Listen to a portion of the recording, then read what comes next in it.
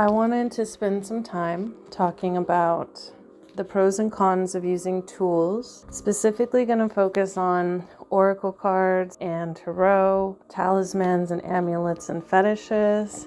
And I'm going to expand into other tools that we use as well. And I want to talk about sovereignty and self-empowerment and the danger of allowing tools to become a crutch for us. So for those of you who follow me on Facebook, you might have actually seen me post about this morning, and I promised that I would go more in depth. So here we go. I want to say for the record as a disclaimer that I am not against using tools. It's quite the opposite. I rather enjoy using tools, but I think it's important to mention that when we reach a certain point in our practice, the tools are no longer necessary. Now, there's a difference between using them because we enjoy using them or because we like a little extra focus or amplification versus, or if we're making them, like, for example, for somebody else, versus needing them in our practice. And what I mean by that is, are we able to do readings without tools? Are we able to channel without tools? Are we able to cast spell work without tools? Are we able to align our energy bodies or do any kind of protection work, banishing, exorcism, cloaking, warding without tools? This is a question we have to ask ourselves. And I think even the most seasoned practitioners will struggle with this from time to time. So if you feel naked without certain types of jewelry or clothing on, without your head having to be covered, certain shoes worn, certain makeup worn, certain crystals or amulets or talismans or sigils around you, if it feels like you are not safe or grounded or protected or empowered or aligned without these things, then I would say at that point it may be time to start pulling back and start going back to center, going back to the source of your soul and realizing your own sovereign power. You know, everything is temporal. We can enjoy things without being overly attached to them. The goal is, of course, to constantly evolve and grow and expand inwardly and outwardly. So with that in mind, we can outgrow things, and it's not bad to outgrow spirits we work with, energy currents, paths we're on, tools we use, objects we need, spells we work with. There's nothing wrong with that. Don't ever be afraid to outgrow anything. And I actually want to touch on spirits too. This is super important because a lot of people assume that the spirits we work with are, the pacts we make are, long-standing or eternal, or at least for this lifetime. It's not always true. First of all, you always have the power to annul any pact you make. Now, again, like I'm always saying, it doesn't mean that you won't have consequences to that. So if you violate a pact you make with a spirit, for example, this is why I'm very careful making pacts, but for example, if you make a pact with a spirit to say, I'm going to work with you this whole lifetime, and every week I'm going to give you offerings on this day, on this time, and you decide maybe 6 months, 6 years in that you don't want to work with that spirit anymore, and then you just stop working with them without any communication, then you might have some backfires. You might have some distortions come up. You want to be careful when you're doing spirit pacts that you're very specific. And if you don't know how long you're going to work with them, just say that. Be like, I agree to work with you as long as it benefits both of us, and that we can both annul this at any time. And you can create a specific agreement of how often you do things. And if you can't uphold that, then you communicate with that spirit, and then they have the option, of course, to discontinue working with you or continue working with you with those amended, additions or modifications. So this is how we would handle spirit work. Now, what a lot of people also don't know, and I have mentioned this both on Facebook and on Patreon, is that 90% of our spiritual team is us. So unless we're consciously working with an externalized archetype or an externalized spirit that is its own entity, and we are working with different members of our team, and they may even appear external, but more often than not, If you really ask and really tune in, these are aspects of ourself. Either archetypal expressions, they could be past life versions, they could be other dimensional versions, they could be parallel life versions, they could be ancestors within our DNA, they could be, oversoul or soul family, but all of these things are really connected to us and are us. That's another thing I want to mention. And I did mention this in that post on Facebook today.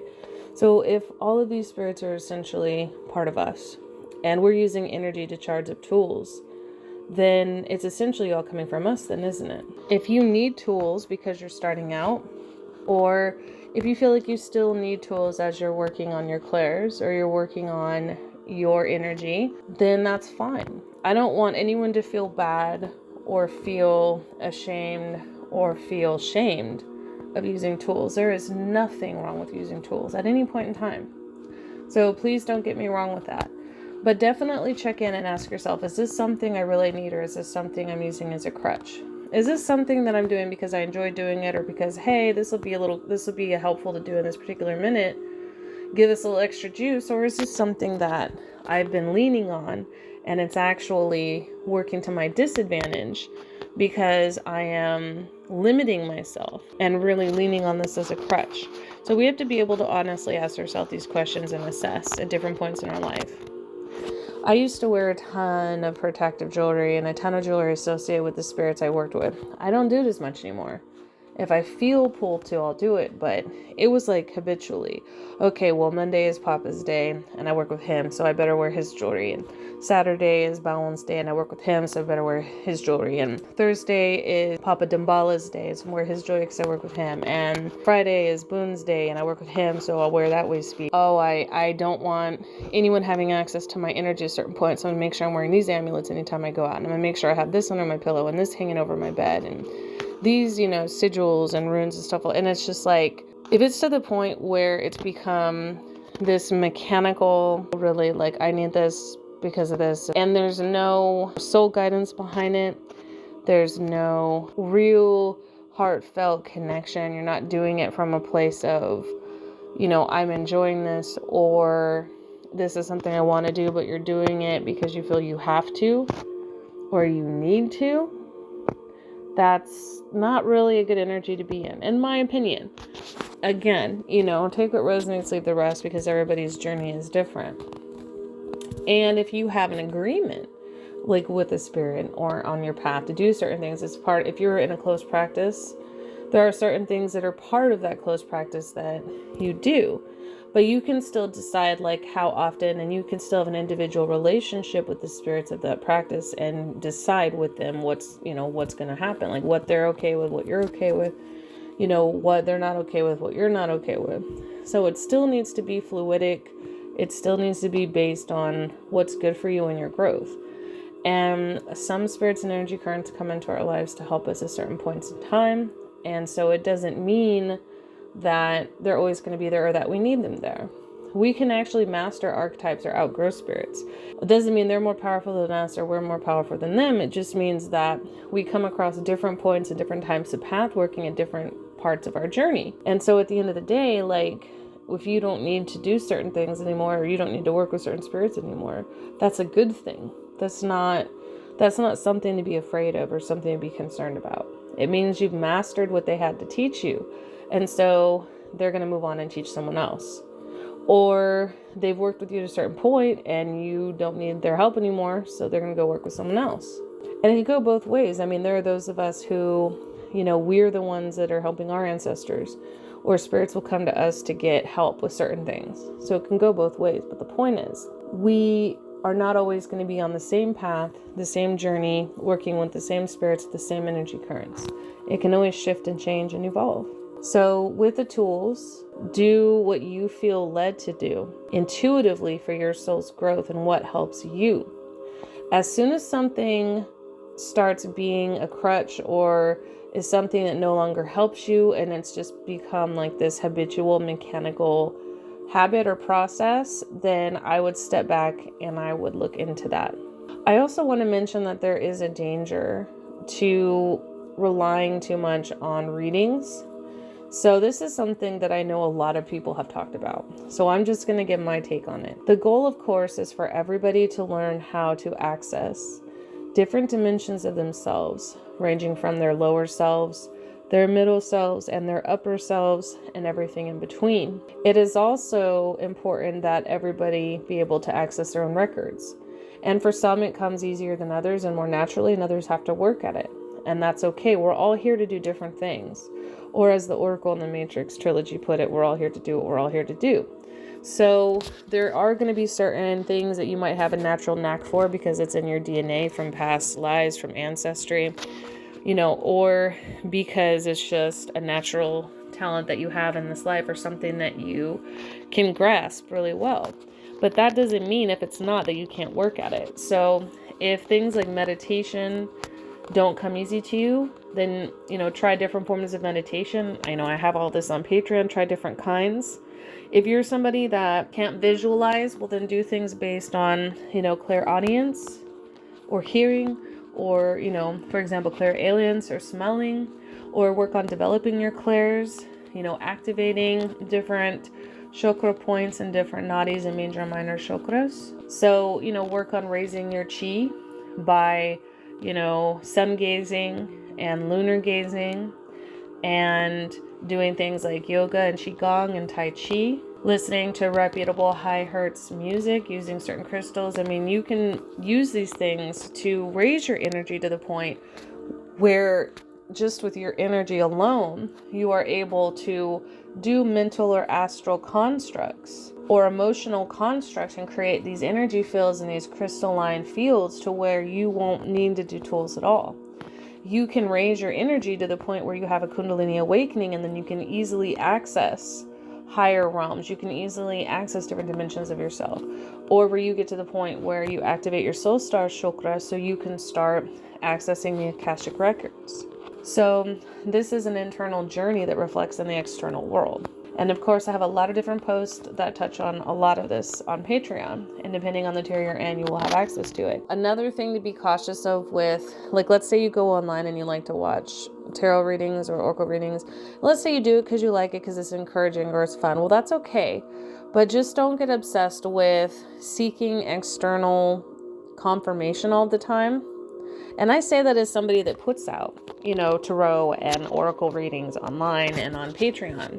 So I'm not saying there's anything wrong with it, or going to readings for people you trust, but ultimately you want to be able to develop that within yourself. You want yourself to be the first person you go to. You want, even if you have to use your own tools to do it, but you want to be the person that you go to first. Everything else is externalized confirmation. So I wanted to make that clear. And if you're reader hopping or practitioner hopping, or even, online tarot reading hopping, it can be dangerous because 1, you're giving access to your energy to multiple people, and 2, you're sort of allowing through your ear and eye gate somebody else to dictate to you your reality or your potential reality. So just be mindful of that. Do things, like I said, from a sense of intuition and internal soul guidance, and not out of a state of fear, compulsion, obsession, or need, or a sense of urgency. Okay? And I feel like that might be for about 3 people specifically that I'm getting that is for. So I felt the need to say that really quick. And happy journeying. Take care. And shalom. Check out my website, thetantricdragoness.com, to book a private akashic reading or any other reading. Also, akashic portraits, consultations, shamanic journeys, starseed charts, primordial dragon fire healing, and much more. You can also subscribe to Patreon to learn how to do a lot of this yourself through various templates I've designed. Activate Diamond Consciousness, Activate the Black Flame, Journey the Underworld, Tantric Healing and BDSM, Astral Projection and Power, Shields, Cloaks, Wards, Learning Light Language, Exclusive and Premier Readings, Soul Fragment Retrieval, Advanced Ancestral Work, Creating Your Own Shamanic Sanctuary, and much more. Thanks for your support, and stay tuned for future videos.